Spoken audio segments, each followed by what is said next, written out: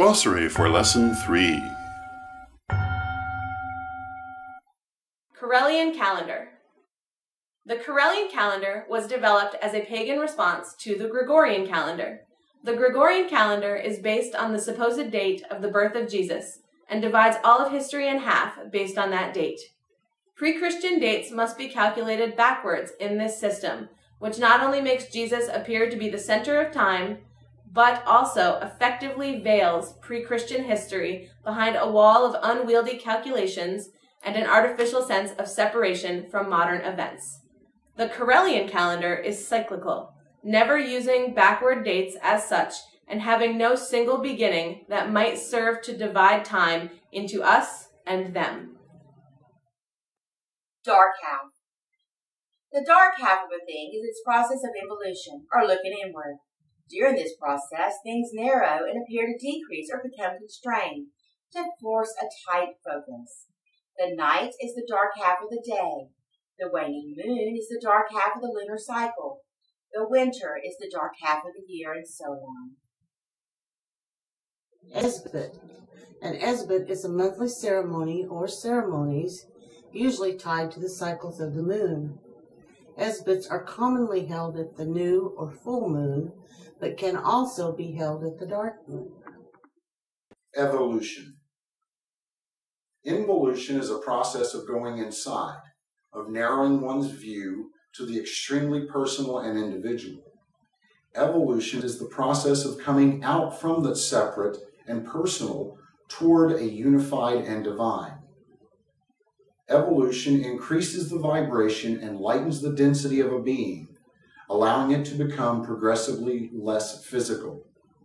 This is the process of returning to the goddess and to a perspective of universality.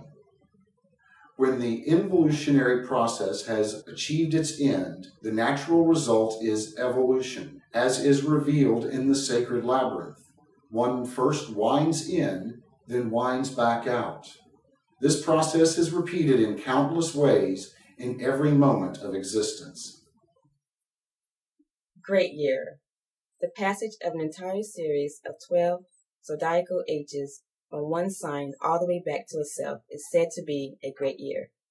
According to Corellian reckoning, this is a period of 19,200 years. Imperium. This term refers to those things that are under one's direct power, or that fall in one's natural sphere of influence.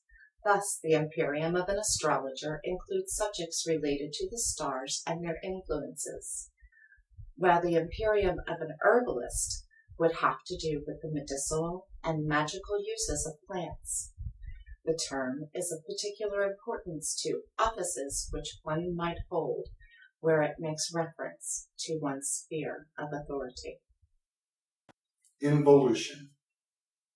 The Vangelo del Strega says that the god fell into matter. This means that he involved. To involve is to focus solely on a part of creation, assuming a spiritual tunnel vision. Involution slows the vibration of energy and increases its density, thus physicalizing it. Involution gives an illusion of separation from goddess, affording a singularity of perception that allows a thing to be studied in great detail by blocking out all of the rest of creation.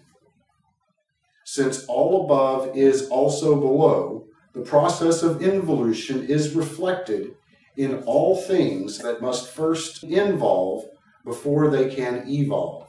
That is to say, they must first adopt a highly personal and focused view from which deep understanding and integration is possible, before they can widen their view to contemplate the wholeness of existence. Light half. The light half of a thing is its process of evolution, or looking outward. During this process, perspective expands and the connection between all things is felt. The day is the light half of the night. The waxing moon is the light half of the lunar cycle. The summer is the light half of the year, and so on. Physiognomy. Physiognomy is the art of interpreting personality characteristics from the features of the face or body. In physiognomy, every part of the body has a meaning. For example, the eyebrows indicate temperament, the shoulders reflect the ability to deal with pressure, and the feet refer to qualities of the life path. Physiognomy can be very useful for personality readings, for discerning the causes of psychic blockages or imbalances, and a variety of other purposes. Precession of the equinoxes. It was long ago observed that the physical position of the constellations had diverged from the theoretical position used by astrology. Thus, the spring equinox, which once coincided with the sun's apparent entry into the zodiacal sign of Aries, has not done so for many hundreds of years, and, since 2000 CE, more closely corresponds to the sun's apparent entry into Aquarius.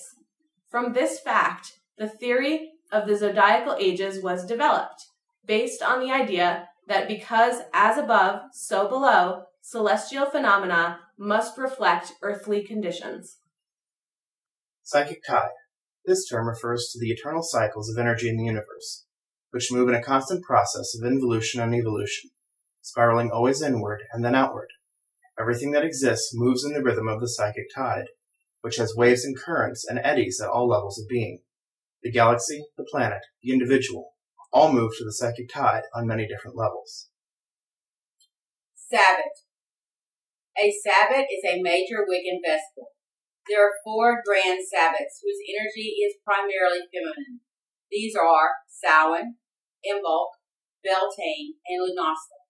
There are 4 lesser Sabbats as well, whose energy is primarily masculine. These are the spring equinox, Asara, the summer solstice, the fall equinox, and the winter solstice, Yule. The lesser Sabbats are key to the position of the sun and are reckoned by the solar calendar. In former times, the grand Sabbats were reckoned by the lunar calendar, but they were long ago tied to the calends, or the first day, of the months in which they occur, and are now usually reckoned by the solar calendar as well. Solar circuit.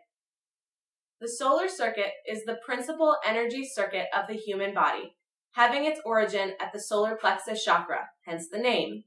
From this point, energy enters the body from the higher self, and ultimately from the goddess.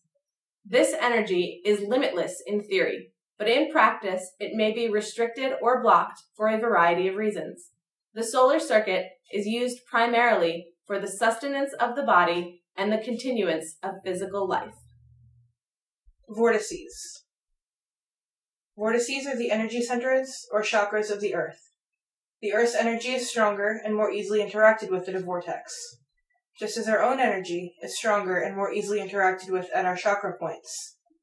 Vortices are ideal spots to receive energy from the Earth and to send healing to the Earth. For this reason, vortex points are usually considered sacred spots and are often used as worship centers. Just as the chakras of the body are connected by meridians that transmit energy between them, so too the Earth's vortices are connected by ley lines. Wheel of the Year. Wheel of the Year refers to the yearly cycle of the seasons and the sacred festivals that celebrate them. These festivals describe the process of involution and evolution on personal and seasonal and divine levels. Zodiac. The zodiac is a system of constellations used since ancient times to structure the practice of astrology. Developed in the ancient Near East, astrology uses the theoretical position of stars and planets to address issues of internal character and future events. Though tied to the position of heavenly bodies, it could be argued that astrology really has more to do with the mathematical calculation of repeating cycles of time and their individual character, using the stars and planets as markers. Zodiacal age. A zodiacal age is a period used to mark time by a zodiacal ruler, theoretically reflected in the precession of the equinoxes. Each zodiacal age is ruled by a sign of the zodiac, from which the age is said to take its character. Different schools of thought assign different lengths to the zodiacal age.